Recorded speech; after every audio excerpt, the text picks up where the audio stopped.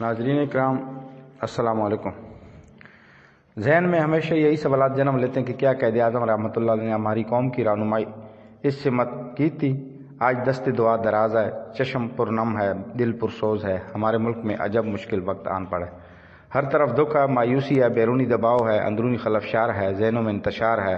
لہٰذا اب ہم بابائے قوم کی عدالت میں اپیل کرتے ہیں جو پاکستان کی واحد متفقہ علامت ہے۔ اے میرے بابا، آپ ہی کوئی حل دیں، آپ ہی کوئی فیصلہ سنائیں کہ آپ نے ملک بنانے اور چلانے کے وقت جو ویژن دیا تھا وہی پھر سے جاری و ساری ہو۔ بابا جی، کیا میں پاکستان کے بعد آپ کو بہت ہی کم وقت ملا، مگر آپ نے بہت سی بنیادی باتیں طے کر دی۔ آپ نے ملک میں پارلیمانی نظام رائج کر کے اس بیس کو ہمیشہ کے لیے ختم کر دیا کہ صدارتی یا بادشاہی نظام اس ملک کے لیے موزوں ہوں گے۔ بیوروکریسی اور فوج کو سیاست سے دور رہنے کے بارے میں واضح احکامات جاری کیے۔ سیاستدانوں کو کرپشن اور اقربا پروری سے دور رہنے کی ہدایت کی۔ افسوس کہ آپ کی ان ہدایات کو نظر انداز کر کے پہلے ملک غلام محمد، چودھری محمد علی سکندر مرزا جیسے بیوروکریٹس نے حکومت سنبھالی، اور پھر یکے بعد دیگرے ایوب خان اور دوسرے فوجی جنرل نے آپ کی جمہوری خواب کو تار تار کر کے رکھ دیا۔ آپ کی کرشماتی شخصیت نے تو مسلم ہندوستان کو متحد کر دیا تھا۔ اب بھی بابا کوئی ایسا جادو کریں، کوئی ایسی دعا یاد کریں کہ ہم آپ کے طے کردہ اصولوں کے مطابق فلاحی ریاست بنا سکیں۔ بابا جی، آپ بڑے دور اندیش اور دوربین تھے۔ سلطنت برطانیہ کا قیام پاکستان کے وقت عروج تھا، مگر آپ بھانپ گئے کہ یہ تو اس کا دور غریب ہے۔ اسلامی ممالک کے ساتھ دوستی، مسئلہ فلسطین کی حمایت اور اسی طرح کشمیر کو شاہ قرار دینا، یہ سب آپ ہی کے آئیڈیاز تھے جو بری طرح ناکام ہو رہے ہیں۔ کاش آپ زندہ ہوتے اور اپنی نحیف مگر رعبدار آواز میں ریاست کو مشکل میں ڈالنے والوں کو منع کرتے اور ریاست کو دوبارہ سے سیدھے راستے پر ڈالتے۔ بابا جانی، آپ فرقہ واریت کے سخت خلاف تھے اور خود آپ کی زندگی آپ کے قول کی گواہ تھی۔ آپ ہی ہمارے لیے دعا کریں کہ ہمیں کسی ایسے عام مسلمان کی قیادت ملے جو ہمیں آپ کی طرح فرقہ واریت کی افریت سے بچا کر قومی وحدت کی لڑی میں پرو دے۔ آمین۔ بعض اوقات بظاہر بہت ہی چھوٹے اور غیر اہم سے واقعات سیاسی ماحول پر اتنا گہرا اثر ڈالتے ہیں کہ دیکھتے دیکھتے منظرنامہ تبدیل ہونے لگتا ہے۔ یہ تماشا اس ملک میں ہو رہا ہے جہاں کی تاریخ ایسی ہولناک مثالوں سے بھری پڑی ہے۔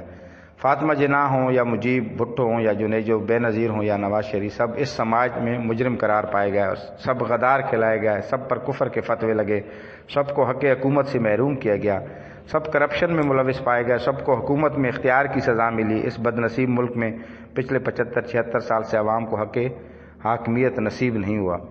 جمہوری لیڈروں کو ہیرو تسلیم نہیں کیا گیا، ان کی تصویریں کبھی ٹرکوں کے پیچھے نقش نہیں ہوئیں، ان کے کارنامے کبھی نصاب کی کتابوں میں جگہ نہیں پا سکے، ان کی قربانیاں کبھی بچوں کو نہیں رٹائی گئی، ان کو کبھی سیلوٹ نہیں کیا گیا، ان کے فیصلوں کو کبھی اٹل نہیں سمجھا گیا۔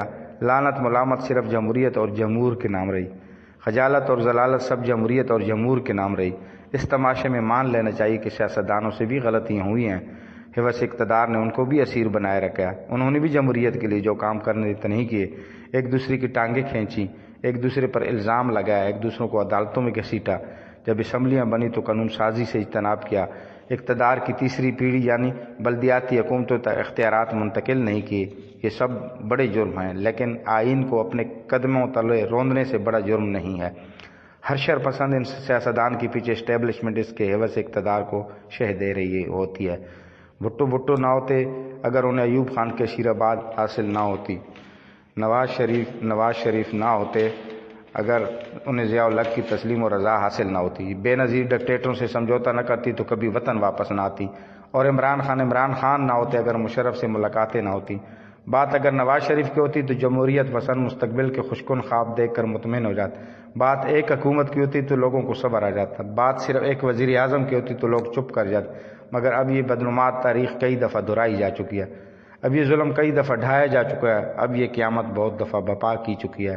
اب لوگوں کو قرار نہیں آ رہا، اب صبر کی کوئی صورت نظر نہیں آ رہی، اب ضبط کا پیمانہ لبریز ہو چکا ہے، اب تماشا بے اثر ہو چکا ہے، اب زیر تریاق میں بدل گیا ہے، گلی گلی میں شور پڑ رہا ہے، بات کھل چکی ہے، راز عیاں ہو گیا ہے، اب نفرت کا سبق ہم بہت پڑھ چکے ہیں، اب ہزیمت کا نتیجہ ہم بہت بھگت چکے ہیں، لعنت ملامت ہم سہ چکے ہیں، اب دور بدلنا چاہیے، اب رواج بدلنا چاہیے، اب فرسودہ روایات کو ٹوٹ جانا چاہیے، اب بے حسی دور ہونی چاہیے، اب کچھ نیا ہونا چاہیے۔ لگتا ہے یہ سب کچھ ہوگا اور یہ سب کچھ ہو بھی رہا ہے، اس طرح عوام کو اپنے طاقتور ہونے کا کچھ احساس ہوگا انشاءاللہ۔ وما علینا الا البلاغ۔